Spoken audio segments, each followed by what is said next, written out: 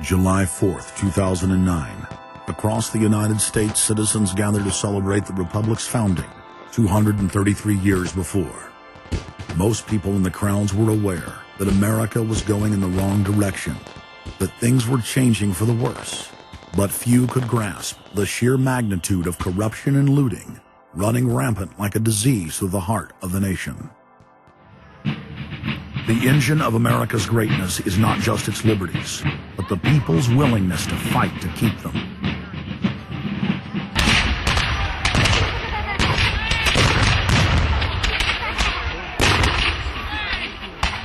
Hundreds of other nations have had much larger populations and greater resources, but have never produced 1/10 of the wealth, science, and art that the United States has. Why?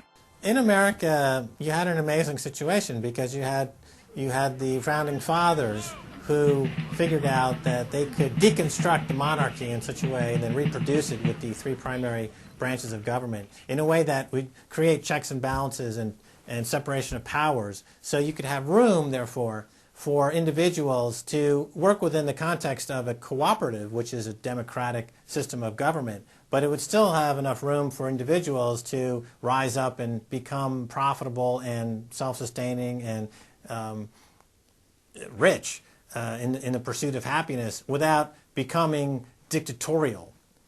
But unfortunately, over the years, since all of those separation of powers have been cut away, and all of the beautiful design by the founding fathers has been co-opted by one corporate entity, one corporate communist entity, you don't have that anymore. So what we have, we're back to where we were before the revolution. You have one monolithic state. For the first 100 years or so of the United States, after the 1700s, when we freed ourselves from British rule, no corporation was given a charter in the United States unless it served the public good. It had to prove that.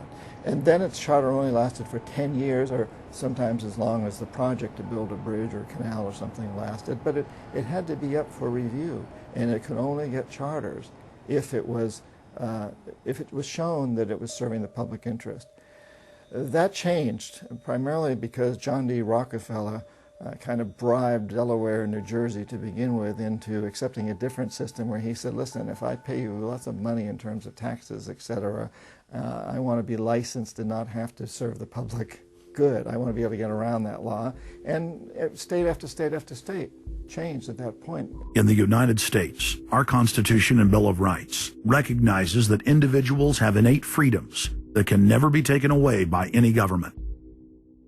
For the first time in history, the people were unbound to reach for their full potential, producing and outcompeting every other nation on earth.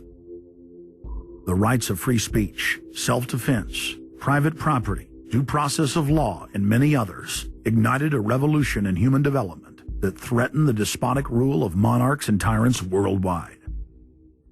But the corrupt elites had studied history. They knew that great civilizations could only fall from within. They know from previous experience and history that civilizations come and go and dwindle. They know the reasons why they come and go. Isn't the only hope for the planet that the industrialized civilizations collapse? Isn't it our responsibility to bring that about? Morty Strong, founder of the UN Environment Program, from his opening speech, Rio Earth Summit, 1992. Maurice Strong is the man who said that they would never allow another country to rise up as powerful as America. It will never be allowed to happen again. And he said the best thing we can do is to tear down all the factories, all the top commerce of the United States, and level it and give it back to nature. So that was the advice from this character, who has tremendous power at the United Nations and was picked up and groomed by Rockefeller himself. Over the past decades, since the Kennedy assassination approximately, you've had an ongoing oligarchical transformation of virtually every country in the world. And in the United States, it's taken the form of an oligarchical counter-revolution against the reforms of the 1930s, with the Wall Street interest asserting itself as more and more dominant. And once bankers and oligarchs have power, the things that they do, you could call them a policy. You could call it something like a tropism. It's like the way a plant responds. Naturally, since they're oligarchs, they're going to try to downgrade the standard of living of the vast majority of the population. They're going to claim that the world is overpopulated, that industrialization, industrial pollution, and overpopulation are the main problems that face the world. And they're generally going to try to crush and mortify any kind of popular democracy or mass movements with any kind of progressive content. Nations rise and fall. They knew how debt could never be recuperated. They knew that disease or prolonged war could wipe out the population and the future populations that pay off debt. So these guys all work together.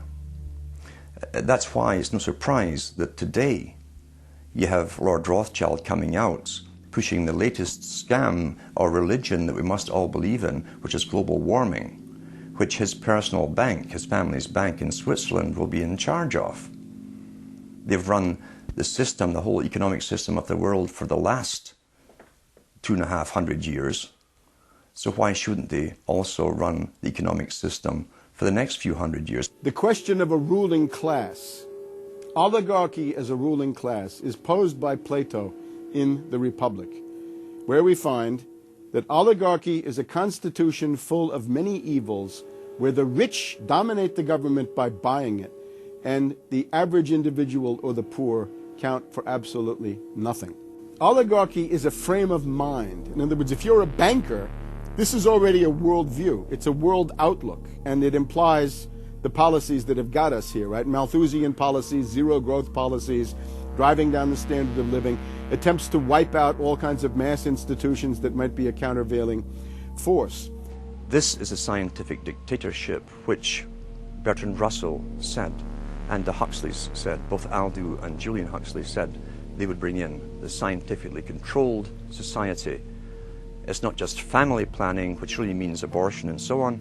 It's global planning, which is literally sterilization and abortion worldwide for the ideal reduced society, and not just across the board, through genetics, through the Genome Project, through the constant IQ testing. Globalization has economically destroyed the world.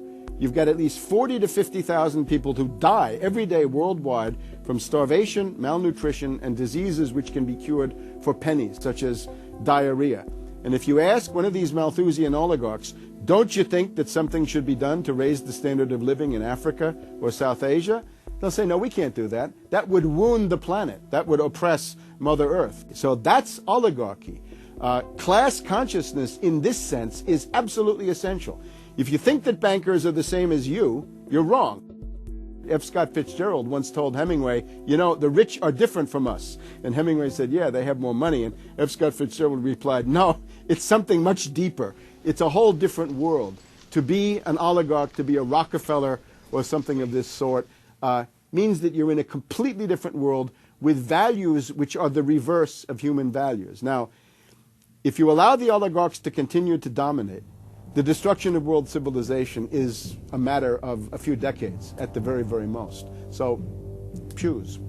To force their agenda through, the elites are employing one of their favorite tools, artificial crisis creation, also known as the Hegelian dialectic of problem-reaction-solution. You never want a serious crisis to go to waste. And what I mean by that, it's an opportunity to do things that you think you could not do before. The Earth's ruling elite are first and foremost monopoly men. The founder of the Rockefeller clan summed it up simply when he said, competition is a sin. Rockefeller himself said that competition was a sin.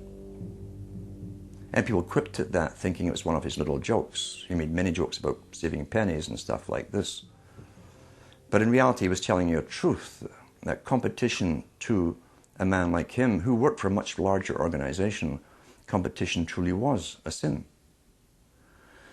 And the cartels that have been formed ever since have become much bigger, more powerful cartels which can literally command governments, sometimes to go to war on their behalf, have occurred.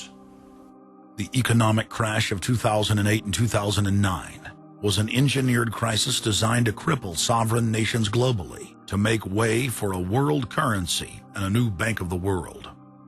China's holding, what, 1.5 trillion worth. All over the world, they're holding U.S. currencies. They want to get out of them in a way where they're not going to lose on their investments. There's going to be a world currency. There's going to be a new reserve currency. They're going to push it through the IMF.